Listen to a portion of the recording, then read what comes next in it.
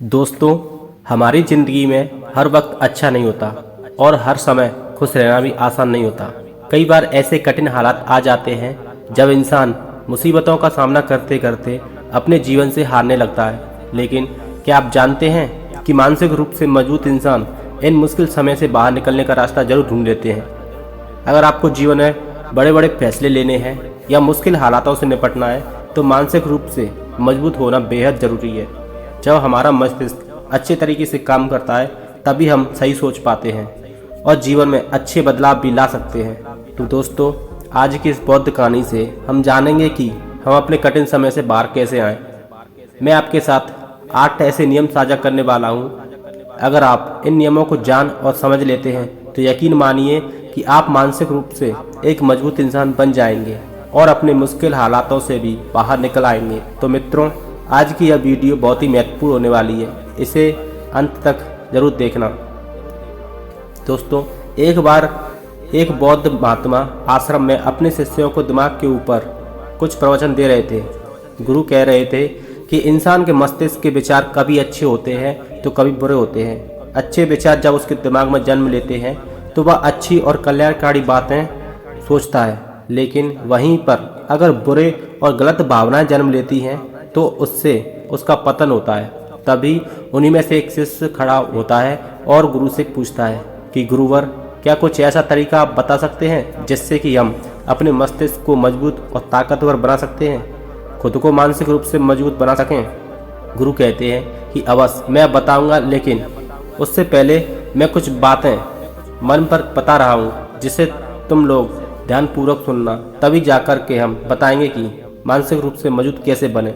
तभी तुम इन सब बातों को बड़ी ही आसानी से समझ पाओगे। गुरु कहते हैं कि जब भी हम सोचते हैं तो सबसे पहले वह विचार हमारे मस्तिष्क में जन्म लेते हैं और उसी के अनुरूप हमारा पूरा शरीर कार्य करने लगता है। मान लो कि आप कुछ दुख भरी बातें सोचते हैं तो आप बिल्कुल शिथिल हो जाते हैं और आपके शरीर की ऊर्जा कम होने लगती है। लेकिन वहीं पर अगर आप कुछ उत्साह भरी बातें सोचते हैं तो आपके शरीर के अंदर असीमित ऊर्जा बहने लगती है। आप वाकई में ऊर्जावान दिखाई देने लगते हैं। आप यह अनुभव खुद कर पाएंगे कि जब आप खुशी होते हैं तो आपके शरीर के अंदर बहुत ऊर्जा आ जाती है, आपका रोम रोम खिल उठता है। ऐसा इसलिए हुआ क्योंकि आपने अपने दिमाग में कुछ जोश भरी बातें सोची। आपका शरीर तो वही है, लेकिन जब आप दुखी होते हैं तो आपका शरीर बिल्कुल ऊर्जा विहीन हो जाता है। लेकिन जब आपके विचार जोश भरे होते हैं तो आपका शरीर खिल उठता है। यानी हमारा शरीर किस तरीके से काम करेगा यह सब हमारे मस्तिष्क में उत्पन्न हो रहे विचारों पर निर्भर करता है। अब तुम सबको मेरी बातें बहुत ही अच्छी तरीके से समझ में आएंगी। अब हम बताने जा रहे हैं कि मानसिक रूप से हम मजबूत कैसे बने। गुरु कहते हैं कि मैं तुम सबको 8 ऐसे तरीके बताऊंगा। अगर आप उन 8 तरीकों को अपने दिमाग में लाते हैं, वैसा ही सोचते हैं, तो यकीन मानिए आपका शरीर भी वैसा ही काम करने लगेगा। जैसा कि मैं पहले बता चुका हूँ कि जब आप दुखी होते हैं तो आपका शरीर ऊर्जा विहीन होने लगता है, लेकिन जब आप खुश होते हैं, आपके दिमाग में अच्छा विचार आया और आप खुश हो गए तो आपके शरीर में अच्छी ऊर्जा बहने लगती है। इसका मतलब यह है कि अगर हम वह 8 तरीके जान लें और वही हम अपने दिमाग में सोचें तो हमारा शरीर भी ऊर्जा और जोश से भर जाएगा, अर्थात हम मानसिक रूप से मजबूत बन जाएंगे। और वास्तव में जब आप मानसिक रूप से मजबूत बन जाएंगे तो आप मुश्किल हालातों का सामना बड़ी ही आसानी से कर लेंगे। गुरु कहते हैं कि शिष्य, मानसिक रूप से मजबूत बनने का पहला नियम है, जो हो चुका है उसकी परवाह करना छोड़ दो।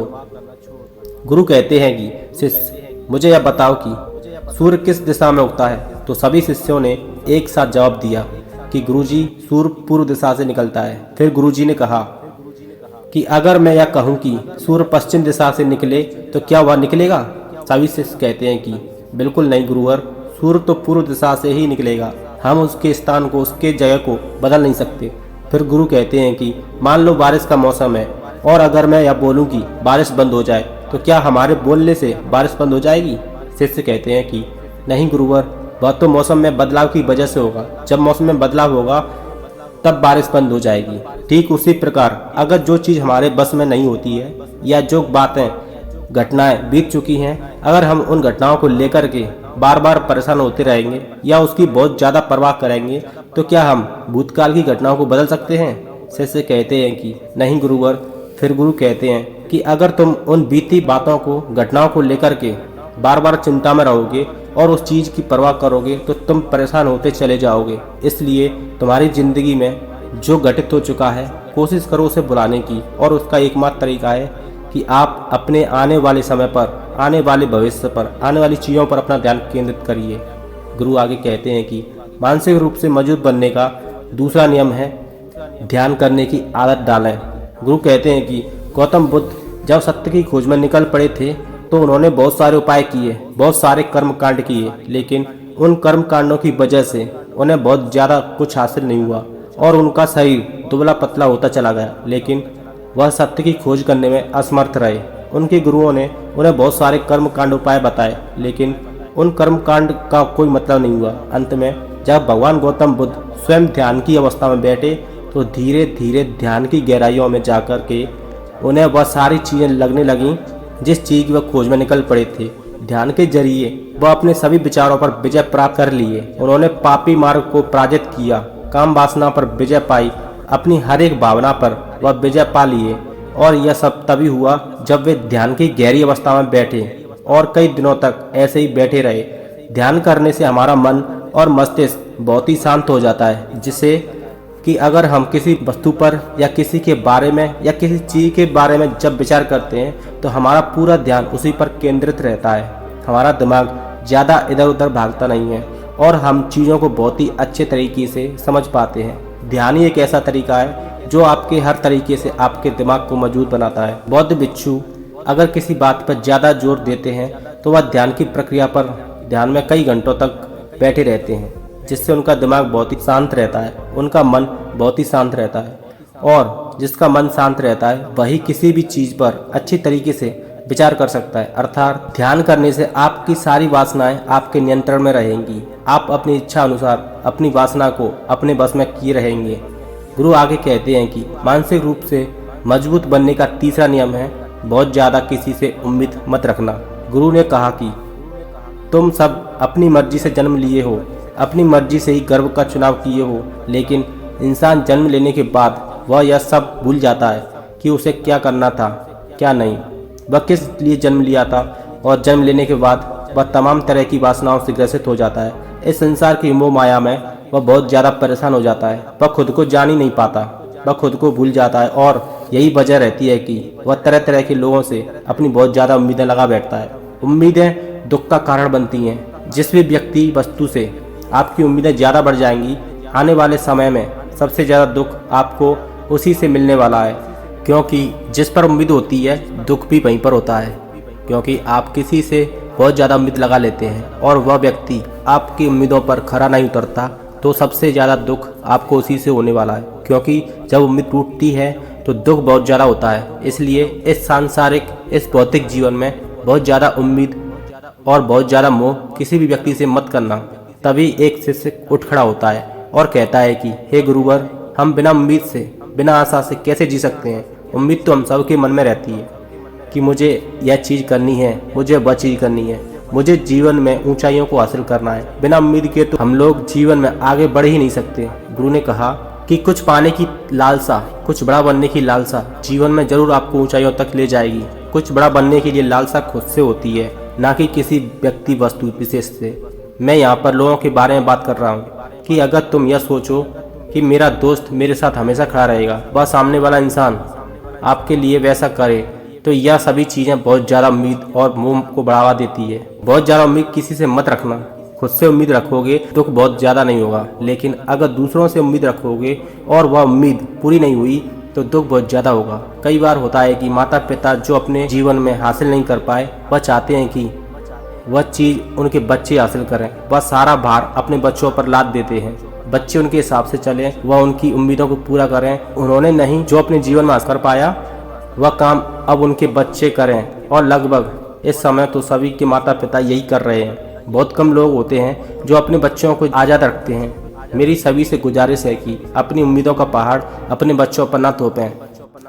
गुरु कहते हैं कि मानसिक रूप से मजबूत बनने का चौथा नियम है कि पहली बार में किसी काम में फेल होने से घबराओ मत। गुरु समझाते हैं, शिष्यों, अगर तुम अपने डर को अपने ऊपर हावी होने दोगे तो असफलता निश्चित है। वह इंसान जो अपने लक्ष्य को पाने से डरता है वही सबसे ज़्यादा असफल होता है। अगर डर तुम्हारे जीवन में जगह बना लेगा तो यह तुम्हारे आत्मबल और आत्मविश्वास को कमजोर कर देगा। गुरु आगे कहते हैं, जब तुम अपने लक्ष्य की ओर बढ़ने का निर्णय लेते हो तो मन में किसी भी प्रकार की शंका मत पालो।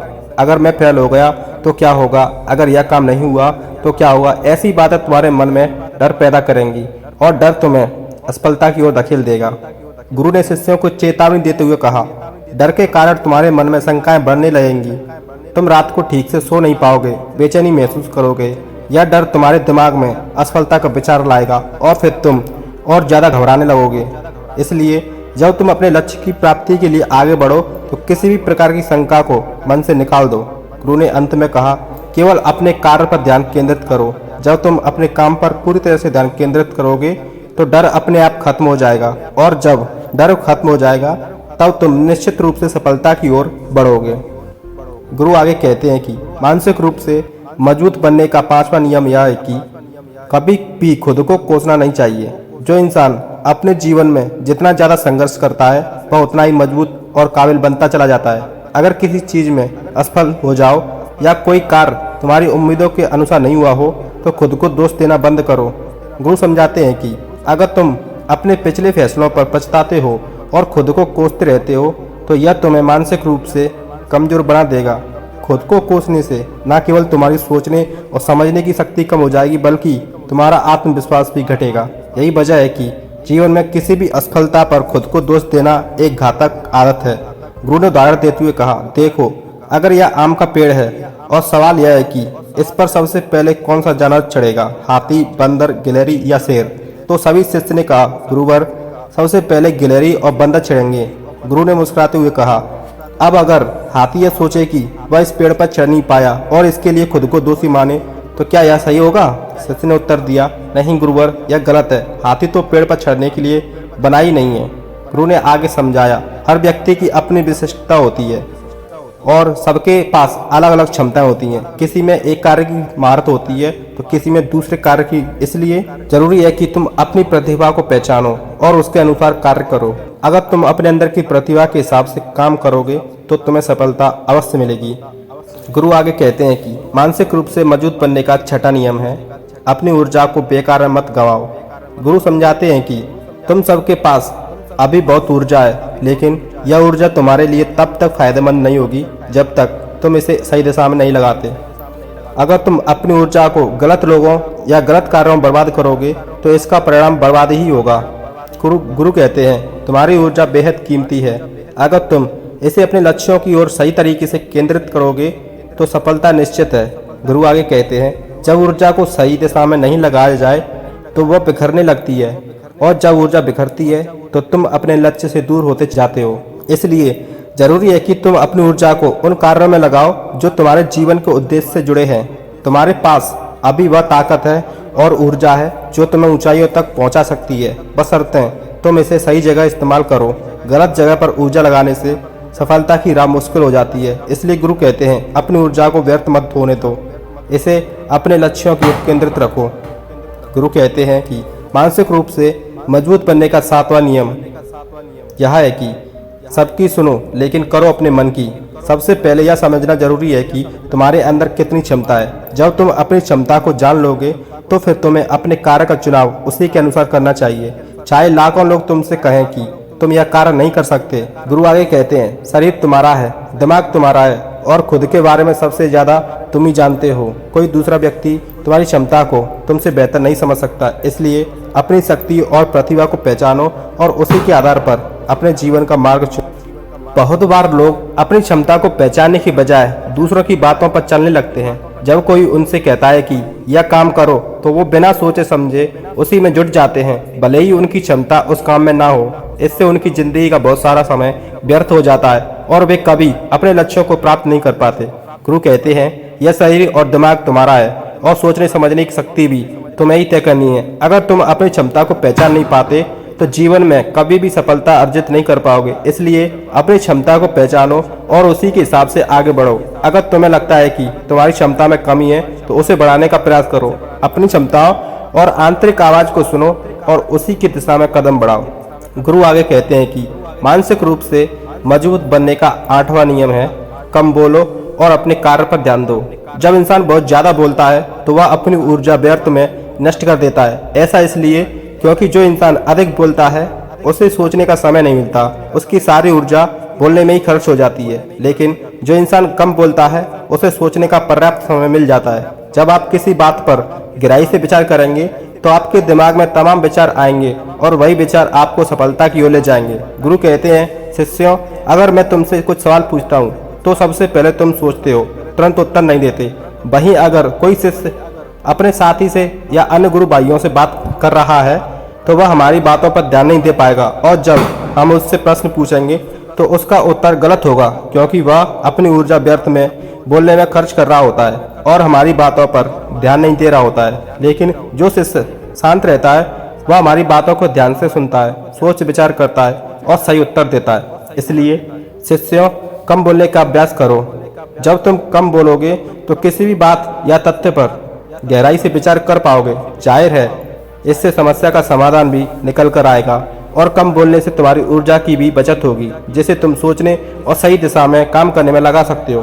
गुरु ने कहा, शिष्य, ये थे मानसिक रूप से मजबूत बनने के 8 नियम। अगर तुम सब इन नियमों को अपनी जिंदगी में यकीन के साथ अपनाओगे तो तुम निश्चित ही मानसिक रूप से मजबूत बन जाओगे। तब कोई भी परेशानी या रुकावट तुम्हारे रास्ते में नहीं आएगी। अगर कोई समस्या आएगी भी तो तुम उसका डटकर सामना कर पाओगे।